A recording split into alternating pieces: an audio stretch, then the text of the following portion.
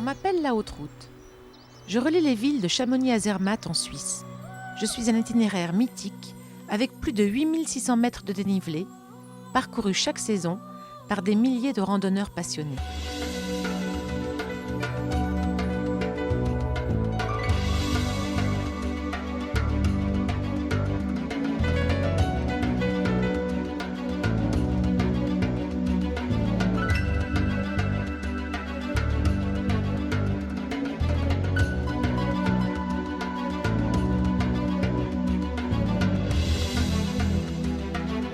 Je suis chargée d'histoire. Je suis née en 1861 lorsqu'une cordée anglaise décide de rejoindre Zermatt à pied depuis Chamonix. Ce sont les skieurs de randonnée qui se sont ensuite principalement intéressés à moi. En 1903, le docteur Payot, accompagné de guides chamonniards, réussit à ski la première traversée hivernale. En 1978, réalisant une liaison en voiture, Jean-Pierre Bernard boucle en 30 heures non-stop l'itinéraire au départ du col des Grands Montets. Celui-ci bat son propre record en 1979 en arrivant à Zermatt en 24 heures. En 1989, c'est le tour de Denis Pivot en 19h24 minutes, toujours au départ des Grands Montets, avec une liaison voiture. 7 ans plus tard, il bat son propre record en 17h38 minutes. En 2005, les Suisses Farquet et Girard réalisent la première intégrale au départ d'Argentière en 25h50 minutes.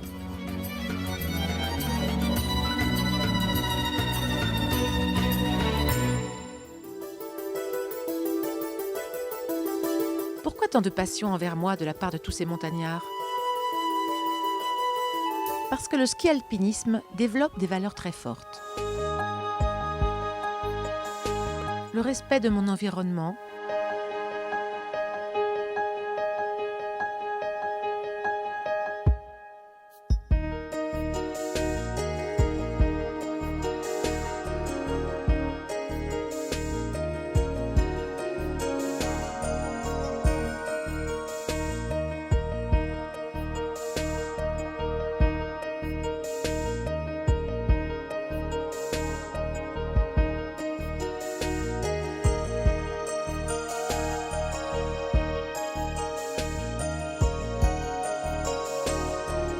l'esprit d'équipe,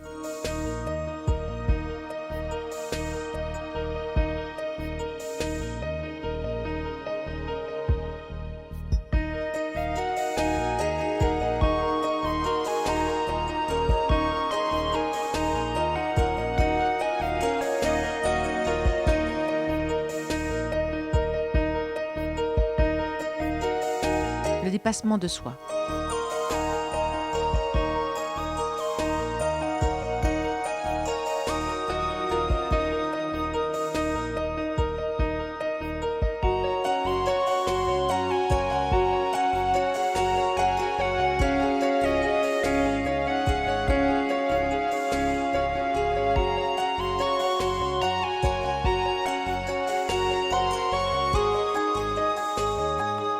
C'est certainement pour toutes ces raisons que Stéphane, Lionel et Laurent se sont intéressés à moi. Leur défi ? Avaler mes 8600 mètres de dénivelé en moins de 24 heures non-stop en reliant les deux églises des deux villes sans aide mécanique et en minimisant l'assistance. Autant dire que cela n'a jamais été tenté.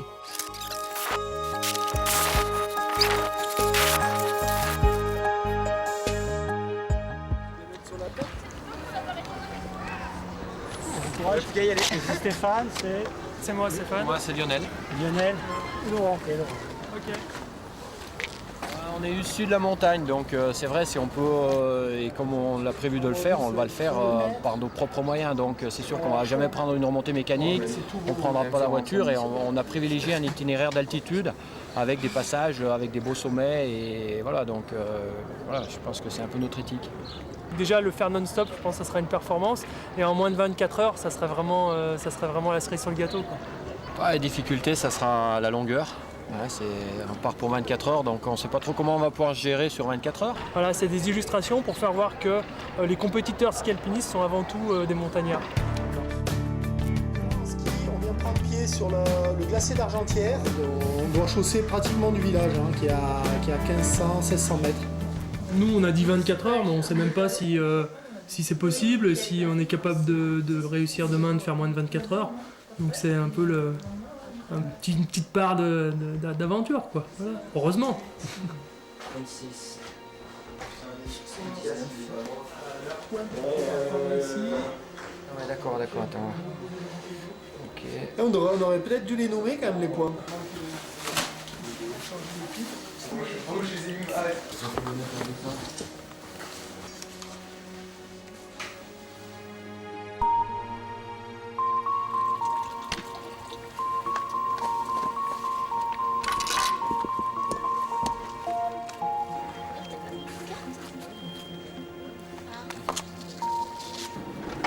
Dans la pochette. Ouais. Top. Go. Allez.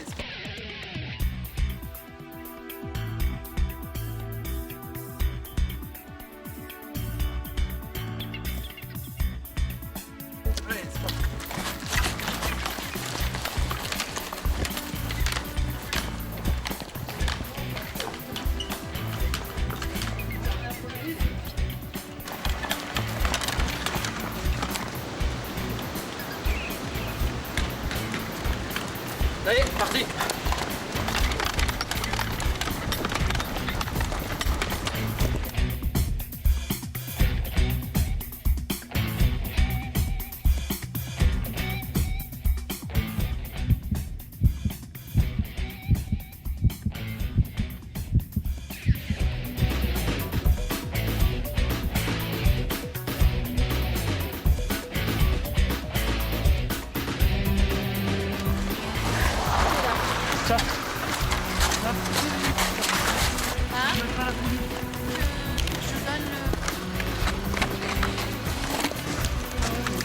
Par terre là derrière.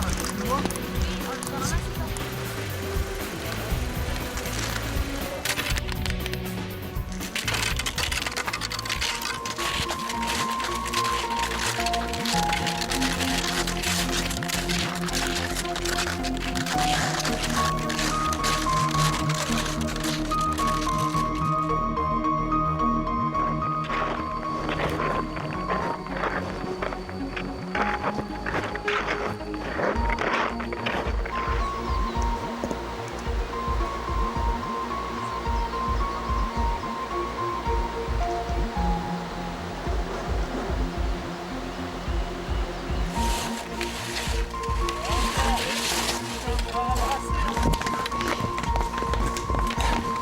Vous avez une heure d'avance là. Putain, le temps de chien là-haut. Et Lionel, la neige elle était. Ça va? Ouais, ça va là. Par contre, à la montée, c'est vrai que ça avait tout rebouché les traces et pas mal brassé quoi. J'allais un peu, ouais. Mais bon. Le courant a bien passé, on est reparti. Le col de la Grande Vie, c'est réputé pour être raide et un peu en glace. Et là, il y a de la neige. Il y a un groupe qui est passé hier, donc il y avait un peu des traces. Donc ça nous a permis de bien le négocier.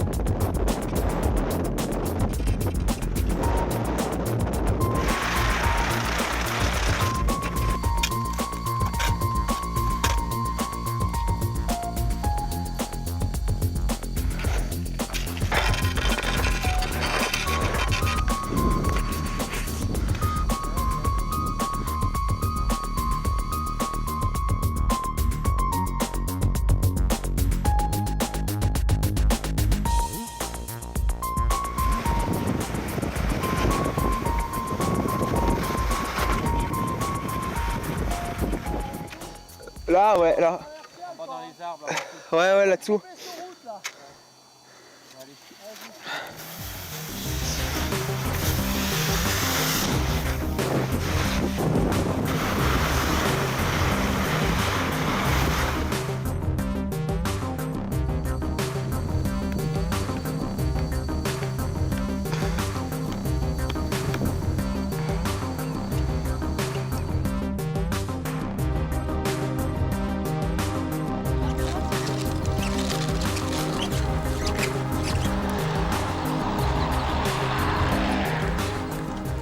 C'est le seul endroit où on peut faire un ravitaillement maintenant jusqu'à la fin. Et la fin est encore loin. Ouais. Bah, on a déjà fait 4000 mètres de dénivelé. Donc c'est déjà beaucoup. Une partie de nuit, avec des conditions dures ce matin en plus, avec du vent, de la neige de nuit. Donc c'est sûr que ça marque. Là en fait moi je rentre dans l'inconnu parce que là on a fait 4200 mètres de dénivelé. Je crois que j'ai jamais fait aussi long, enfin si j'ai déjà fait mais il y a très longtemps. Donc c'est pas du tout ce qui va se passer là. Aussi bien ça va tenir jusqu'au bout, aussi bien on peut prendre un gros éclat parce que là ça va être plus long. Donc c'est un peu l'inconnu. Donc c'est vrai que ça marque un peu inquiet. Puis la météo était quand même dure ce matin. Hein. Donc on a laissé pas mal d'énergie au départ. Et puis bon là on s'est un petit peu trompé d'itinéraire dans cette partie là. Donc on s'est mis à bloc pour essayer de pas trop perdre de temps puisqu'on a un timing. On va essayer de respecter pour faire le moins possible de nuit en fin de journée. Puisqu'après la nuit bah, c'est tout de suite plus compliqué, surtout qu'on sera très fatigué. Donc on s'est mis un peu à bloc.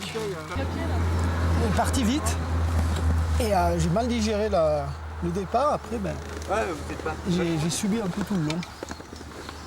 Donc là, je suis à la charnière.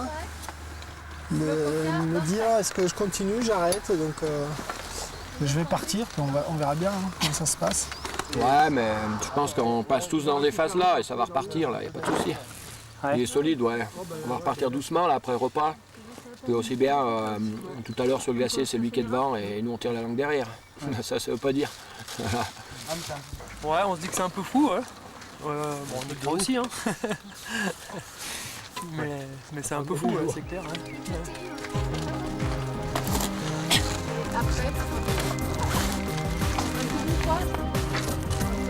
Il y en a qui passent par là, bien sûr.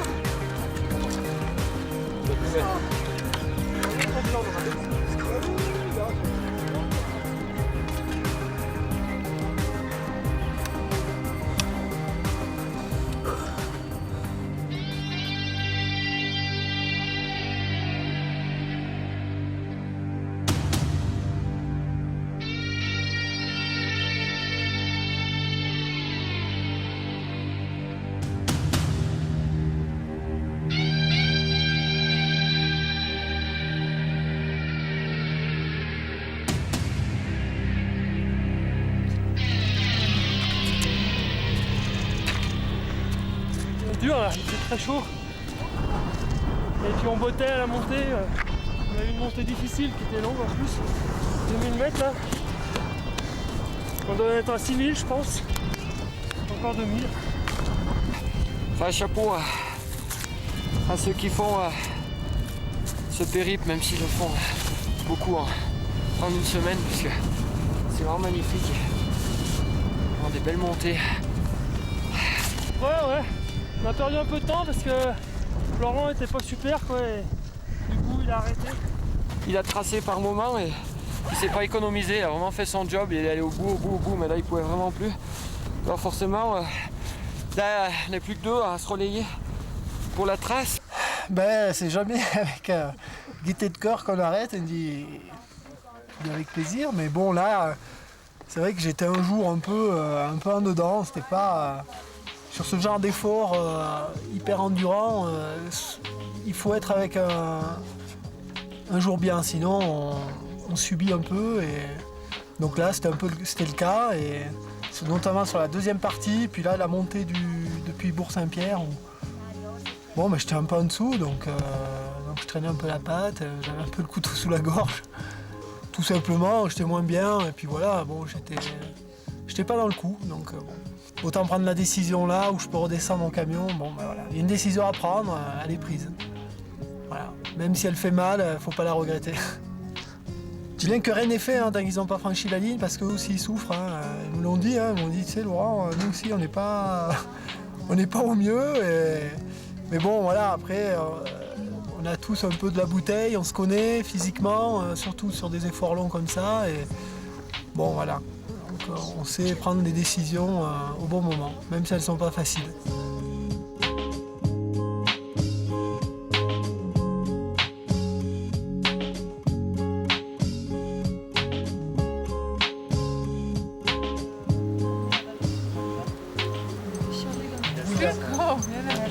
Du brouillard.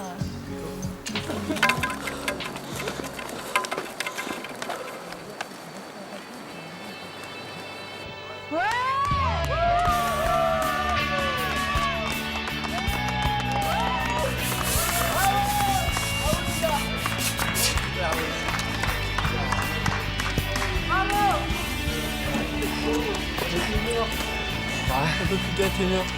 Super scène. Bon, dur à la fin. C'est long. Ouais. Moi je sens pas qu'il est...